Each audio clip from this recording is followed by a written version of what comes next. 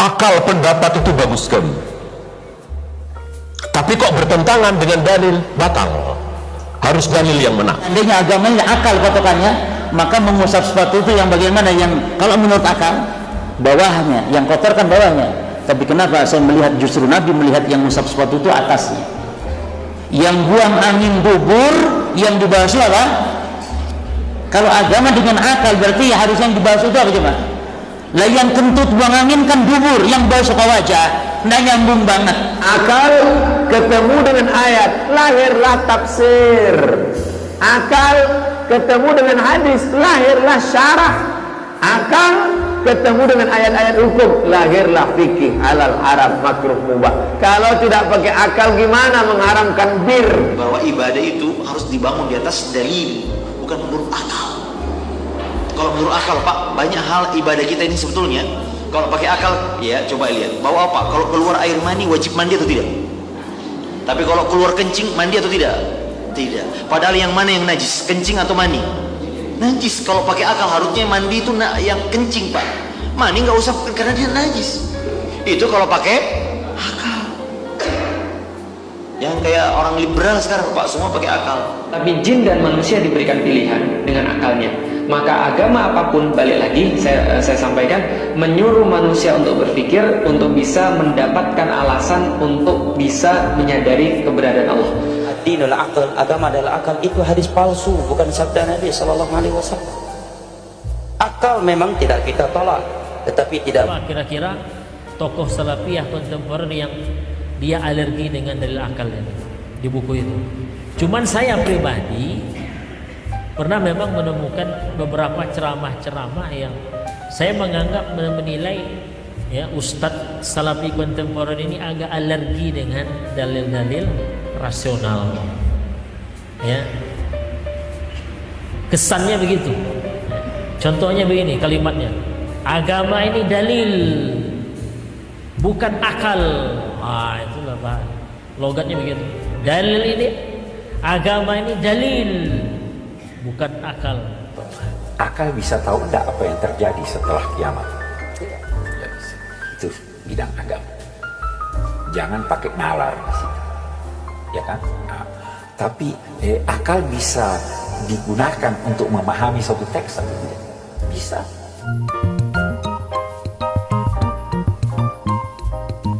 Kalau sudah ada dalil, maka akal harus dibatalkan.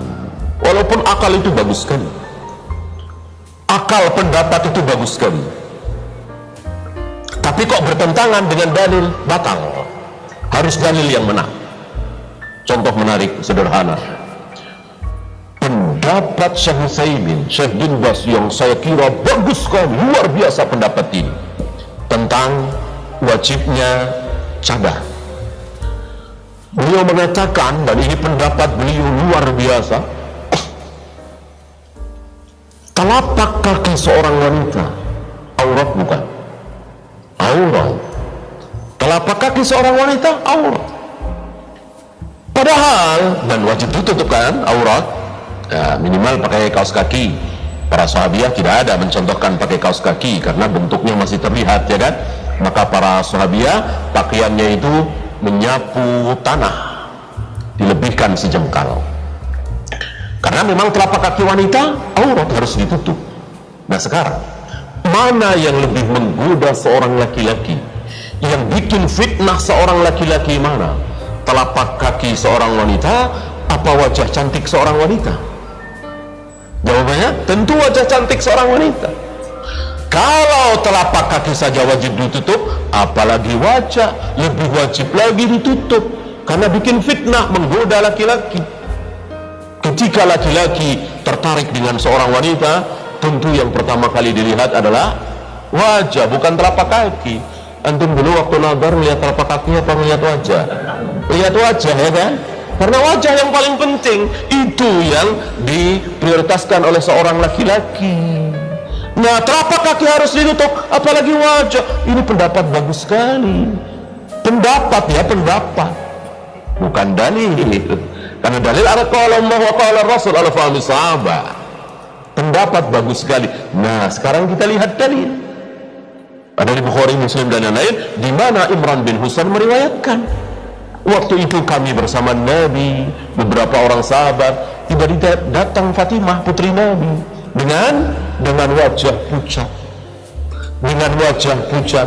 mungkin karena sakit. Lalu Nabi meletakkan tangan beliau yang mulia di dada Fatimah. Seketika wajah Fatimah menjadi memerah, tidak pucat lagi. Mungkinkah Fatimah pakai cadar? Mungkinkah Fatimah pakai cadar? Nggak mungkin. Kalau pakai cadar, mana bisa tahu pucat dan memerah? Tentu nggak pakai cadar. Ini ada di Bukhari, ya.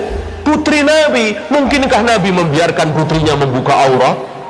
Nggak mungkin, ya. Termasuk istri Abu Bakar dan istri beberapa sahabat tidak pakai cadar. Ini ro'yu apa dalil? Ini ro'yu apa dalil yang Imran bin Husain ini pendapat apa dalil? Dalil jelas. Apa yang di hadapan Nabi dibiarkan oleh Nabi, dalil. Maka ro'yu Syekh Utsaimin, ro'yu Syekh bin Baz, pendapat beliau yang luar biasa, terpaksa harus dibatalkan, dibuang karena bertentangan dengan dalil. Ini baru belajar namanya. Enggak apa kata syekh atau apa kata ulama, tidak. Agama adalah dalil. Qala Allah wa qala Rasul ala fahmi sahabat. Apapun kata Syekh Utsaimin saya ambil, apapun kata Syekh bin Baz saya ambil. Bukan belajar namanya. Bukan belajar itu muqallidun, bertaklid.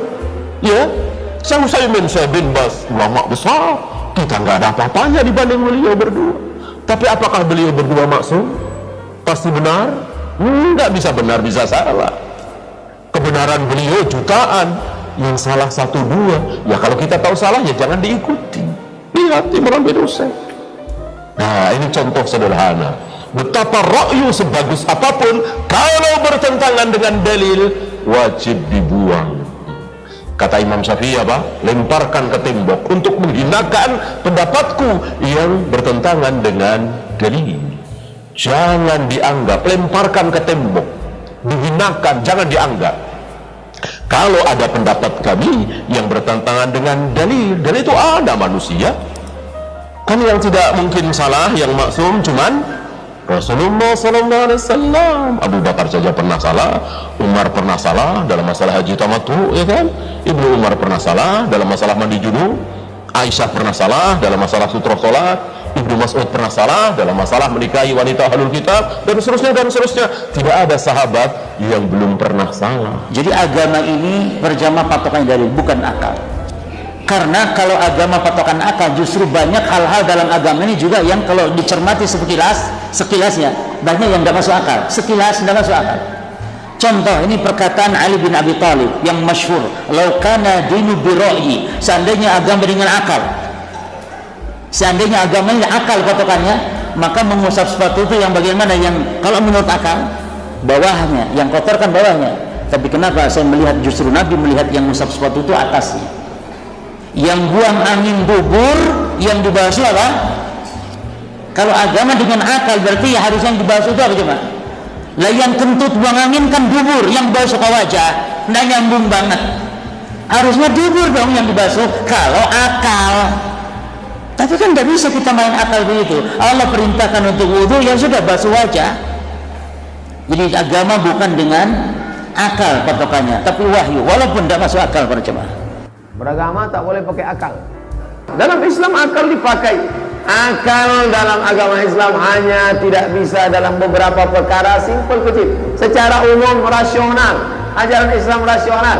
Ajaran wudu, ajaran sholat, ajaran bagaimana sholat membuat orang menjadi fresh, bagaimana wudu itu orang kalau rumah orang kaya, restoran ada wastafel, cuci muka, maka dalam sholat fresh. Tidak hanya cuci muka, kumur-kumur, gosok, bahkan zahir batin. Jadi rasional. Ajaran Islam itu sangat rasional. Maka kalau ada orang mengatakan kau kalau sudah mengaji kau usah pakai akal lagi. Di mana? Islam itu akal. La dina liman la aqlalah, bukan hadis. Ungkapan orang-orang ahli hikmah. La dina liman la aqlalah. Tidak ada beragama bagi orang yang tak berakal. Tapi bukan hadis, ungkapan. Oleh sebab itu maka dalam Islam akal dipakai. Hanya ada beberapa perkara yang tak bisa pakai akal. Bukan banyak, Bukan semua agama ditarik surga. Akal ketemu dengan ayat, lahirlah tafsir. Akal ketemu dengan hadis, lahirlah syarah. Akal ketemu dengan ayat-ayat hukum, lahirlah fikih, halal, haram, makruh, mubah. Kalau tidak pakai akal gimana mengharamkan bir? Mana ayat Quran? Ya ayyuhalladzina amanu bir. Mana ada? Lalu bagaimana cara pengharaman bir? Dikiaskan ke khamar. Pakai apa? Akal, kias. Sesuatu yang sudah ada hukumnya khamar, sesuatu yang belum ada hukumnya bir. Pakai akal. Mengkiaskan sesuatu yang belum ada hukumnya kepada sesuatu yang sudah ada hukumnya dengan melihat titik persamaan di antara keduanya, maka hukum ini menghilangkan akal. Khamar, cairan anggur menghilangkan akal, maka semua yang mirip macam cairan anggur menghilangkan akal haram. Pakai apa? Akal. Makanya Imam Mujtahid itu akalnya luar biasa. Imam Hanafi itu ahli ra'yi akal, rasionalis, akal. Tapi bedanya Islam wahyu di atas, akal nomor 2. Kalau Mu'tazilah akal di atas, wahyu nomor 2. Ahli sunnah wal jamaah dah, akal nomor 2, wahyu di atas. Kalau berbenturan wahyu dengan akal, campakkan akal pakai wahyu. Wallahu a'lam. Inilah kalau ibadah dibangun dari akal dan logika. Ya, mereka memandang bagus gak ini, logikanya bagus nggak Pak? Bagus. Ya, logikanya bagus. Kamu kan masa baju yang kau pakai berdosa, baju yang kau pakai juga bertawaf, tidak layak, makanya telanjang. Dia kemudian lahirlah ke dosa yang lebih besar lagi. Maka sudah biasa Pak, orang-orang non Mekah mereka kalau datang kecuali ini pulus. Kecuali Anda menyewa dengan baju-bajunya orang-orang Mekah yang suci itu. Pulus lagi, mereka yang nggak punya uang ya sudah telanjang. Ya mereka telanjang kalau tawaf. Maka itu pentingnya Pak, bahwa ibadah itu harus dibangun di atas dalil, bukan menurut akal. Kalau menurut akal Pak, banyak hal ibadah kita ini sebetulnya kalau pakai akal, ya coba lihat. Bahwa apa? Kalau keluar air mani wajib mandi atau tidak? Tapi kalau keluar kencing mandi atau tidak? Tidak. Padahal yang mana yang najis? Kencing atau mani? Najis. Kalau pakai akal harusnya mandi itu yang kencing Pak. Mani nggak usah karena dia najis. Itu kalau pakai akal. Yang kayak orang liberal sekarang Pak, semua pakai akal. Ini gara-gara apa nih Pak pakai akal? Gara-gara dulu kaum muslimin belajar filsafat di zaman Abbasiyah. Dulu buku-buku filsafat Plato harus diterjemahkan ke dalam bahasa Arab. Lalu orang kaum muslimin sibuk mempelajari filsafat, lalu Al-Quran tidak dipelajari. Sekarang yang terjadi begitu Pak di lembaga-lembaga Islam. Ya, mereka belajar ilmu kalam, mereka belajar ilmu teologi, mereka belajar perbandingan agama. Ya, dulu ketika Umar memegang Taurat saja Nabi marah. Amutashawwihun antal ya Ibn al-Khattab, kau ragu dengan agama yang aku bawa ya Ibn al-Khattab? Demi Allah kalau Musa hidup, dia akan mengikuti agamaku. Lau kana Musa hayyan ma wasi'ul lattaba'ani. Sekarang orang pelajari ini, pelajari filsafat, pelajari. Dulu para salaf Pak membenci filsafat. Imam Syafi'i sangat benci dengan filsafat. Tapi di Indonesia sekarang ada ahli filsafat yang banyak disuruh ceramah di masjid-masjid sekarang. Tahu kan?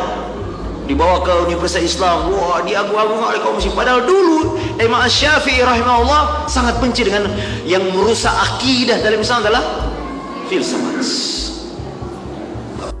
Tentang agama, maka dari dulu agama itu senantiasa merangsang akal manusia untuk bisa membuktikan adanya Tuhan.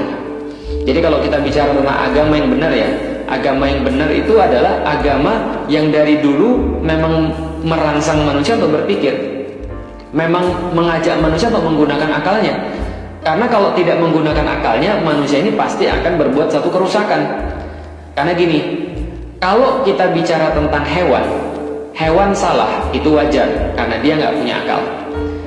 Kalau seandainya kucing lagi lapar, lalu ada ikan asin, ya akan diambil. Dia nggak akan nanya ini punya siapa. Dia nggak akan mikir ya, karena dia memang nggak punya akal. Ketika dia lagi pengen ya dia lakukan. Ketika singa lagi lapar, dia membunuh rusa. Dia nggak akan peduli rusa itu punya anak berapa. Dia nggak akan pernah nanya rusa itu punya tanggungan apa. Dia nggak akan pernah mikir, karena memang dia nggak punya akal, tentang konsekuensi yang akan dia lakukan. Jadi bayangkan kalau seandainya manusia tidak punya akal, maka manusia tidak akan bisa memahami sesuatu dan jadinya pasti dalam kerusakan. Itu sudah pasti. Orang-orang nggak punya akal itu bisa melakukan apapun, bisa melakukan hal yang paling sadis. Kenapa? Karena dia sudah nggak punya akal. Jadi orang nggak punya hati itu mungkin diawali daripada nggak punya akal, karena dia sudah nggak bisa lagi membedakan segala sesuatu dengan akalnya tadi. Balik lagi, maka agama itu yang benar dari dulu pasti menyeru manusia dengan memanfaatkan akalnya. Pasti menyeru manusia untuk merangsang akalnya agar bisa digunakan untuk bisa menemukan satu prinsip hidup yang paling utama. Menyadari satu hal yang sangat jelas. Apa hal yang sangat jelas? Keberadaan Tuhan di balik semua ini. Maka agama-agama apapun dari dulu, kalau misalnya itu adalah benar, dalam arti memang benar-benar agamanya disampaikan apa adanya, itu pasti agama yang senantiasa mengajak manusia untuk berpikir. Kalau sekarang ada agama-agama misalnya yang melarang manusia untuk berpikir, berarti sudah tidak fitrah lagi, bukan agama yang original lagi. Kenapa? Karena kalau kita tahu dan kita baca sejarah, seluruh agama itu pasti ngajak manusia untuk berpikir, karena berpikir itulah yang membedakan antara manusia dan hewan. Maka manusia suruh mikir, hewan gak pernah disuruh mikir, karena memang gak bisa. Maka hewan tidak perlu untuk berpikir agar dia bisa menyembah Allah Subhanahu wa Ta'ala. Mereka bertasbih senantiasa. Burung-burung bertasbih, maka kemudian gunung-gunung bertasbih, pohon-pohon bertasbih pada Allah dengan cara-caranya sendiri. Sabbaha lillahi ma fis samawati wa ma fil ard di dalam Al-Qur'an. Artinya yang disuruh untuk beriman cuma mereka yang punya akal. Karena iman ini adalah konsekuensi orang-orang yang menggunakan akal. Siapa yang disuruh untuk beriman? Cuma dua. Wa ma khalaqtul jinna wal insa illa liya'budun. Maka tidak kami ciptakan jin dan manusia kecuali untuk beribadah kepada kami, kepada Allah Subhanahu wa Ta'ala. Maka yang tidak punya akal tidak disuruh untuk melakukan proses untuk menyembah Allah secara dengan menggunakan akalnya, dengan imannya. Malaikat-malaikat misalnya, malaikat-malaikat itu tidak diciptakan kadar di dalam mereka akal, sehingga mereka tidak diperintahkan untuk memikirkan tentang apapun yang ada di langit dan bumi untuk bisa menyembah Allah. Mereka otomatis menyembah Allah, mereka otomatis mensucikan Allah, mereka otomatis mengagungkan Allah, karena mereka tidak diberikan pilihan. Tapi jin dan manusia diberikan pilihan dengan akalnya. Maka agama apapun, balik lagi saya sampaikan, menyuruh manusia untuk berpikir, untuk bisa mendapatkan alasan untuk bisa menyadari keberadaan Allah. Jadi manusia itu disuruh pikir, disuruh untuk menggunakan akal agar bisa mencapai keberadaan Allah. Sebaliknya artinya, kalau dia tidak menggunakan akalnya, maka dia pasti tidak bisa menyadari keberadaan Allah, eksistensinya Allah. Karena itulah orang-orang yang tidak bisa menggunakan akalnya dikatakan dari dulu orang-orang yang menutup dirinya. Adapun hadis yang sering dibawa oleh sebagian para penceramah, ad-dinul aql, agama adalah akal, itu hadis palsu, bukan sabda Nabi sallallahu alaihi wasallam. Akal memang tidak kita tolak, tetapi tidak boleh seorang menolak agama Allah karena akal yang tidak mampu memahaminya, atau dia menjadikan akalnya sebagai dasar hukum dalam agama Allah tanpa dalil dari Al-Quran dan hadis. Ini maksudnya ya. Karena kalau kita ingin menggunakan akal, ini akan melahirkan syariat baru setiap hari. Makanya kata Imam Syafi'i rahimahullahu ta'ala, man istahsana faqad syarra'. Ucapan Imam Syafi'i ini dinukilkan oleh Imam Syafi'i dalam kitabnya Al-I'tisam ya. Imam Syafi'i menyatakan, man istahsana faqad syarra'. Orang yang beragama dengan prinsip yang penting baik, yang penting tujuannya baik, hai tujuan kenggadat hati, maka dia akan membuat syariat baru selain syariat Nabi sallallahu alaihi wasallam. Ya kan? Ya. Misalkan orang ingin menggunakan rasio, sedikit-sedikit kias, yang penting tujuannya baik. Ya, karena sebagian orang buat kaidah, nggak apa-apa melakukan suatu ibadah walaupun tidak ada tuntunan dari Nabi, selama tujuan kita baik dan tidak ada larangan untuk melakukan ibadah tersebut. Ini kaidahnya udah dibalik, mestinya tidak boleh beribadah kecuali ada tuntunan dari Nabi. Ini balik, nggak apa-apa beribadah walaupun tidak ada tuntunan dari Nabi dengan syarat tujuannya baik dan tidak ada larangannya. Sebetulnya tidak alergi dengan yang namanya akal ini. Dalil-dalil atau argumentasi rasional. Ulama mazhab Hambali tak alergi dia. Jadi istilahnya mereka tidak kental naklinya, tidak teks-teks wahyu saja yang mereka pakai. Mereka juga menggunakan argumentasi rasional, ya, dalailul uqul. Ini keterangan beliau, ya.